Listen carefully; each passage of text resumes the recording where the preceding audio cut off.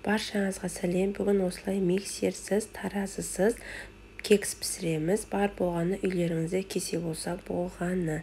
Ең алдымен жұмыртқамызды жарып аламыз. Бір жұмыртқа ғана қосамыз.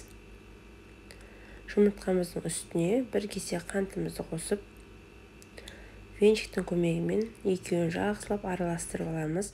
Екеуін кем дегенде 3 минут немесе 5 минут араластырыңыздар. Жұмыртқа мен қантымыз осы видеодағыдай ақ көбікше болып көтерілгенше араластырып аламыз. Менде осылай болып көтерілді бір жұмыртқаның өзі. Енді дайын болған массамыздың үстіне бір кесе сүтімізді және бір кесе сұйық майымызды қосамыз. Сосын тағы да барлығын жақсылап венчикпен араластырамыз. Бұл жерде видеода байқағандарыңыздай барлығын кесемен өлшеп қосып жатырмын. Сіздер де солай жасаңыздар. Міндетті түрде бір жасағаннан шығады.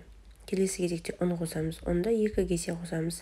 Бірінші кесемді ситаға салып, осылай өткізіп аламыз.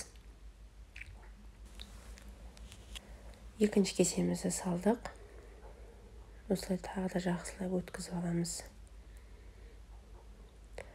Ұнымыздың барлығын електен өткізіп болғаннан кейін үстіне қопсыш қосамыз. Міндетті түрде мен бір пачкасын бірақ қостым. Егер сізде бір пачка болмаса, бір шай қасықпен қоссаңызда да болады.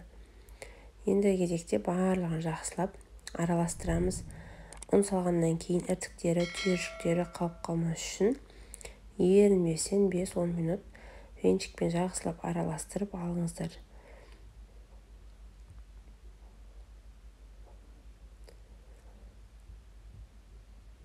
Осылай араластырып, дайын қылып алдық тестамызды.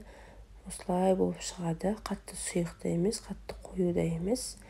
Менде енді силиконовый формочкалар, соларға бір-бір ас қасықтан құйып шығамын. Себебі мен начинкамен істеп жатырмын. Үйде пирогтан қалған вареный сгущенка бар екен, соның қалғанын ортасына начинка ретінде пайдаланамын. Видеодағыдай құйып шығыңыздар.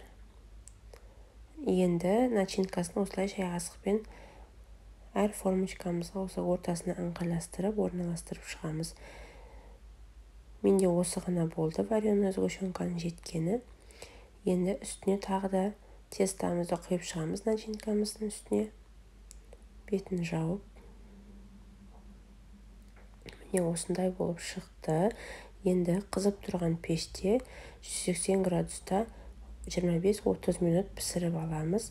Әдемі болып көтеріледі, жұмсақ бір жасағаннан шығады, әрі жасау жолы оңай. Міндетті түрде жасап көріңіздер. Видео ұнап жатса, каналыма тіркеліп, лайк басып, коммент қалдыруды ұмытпаңыздар. Сау болыңыздар.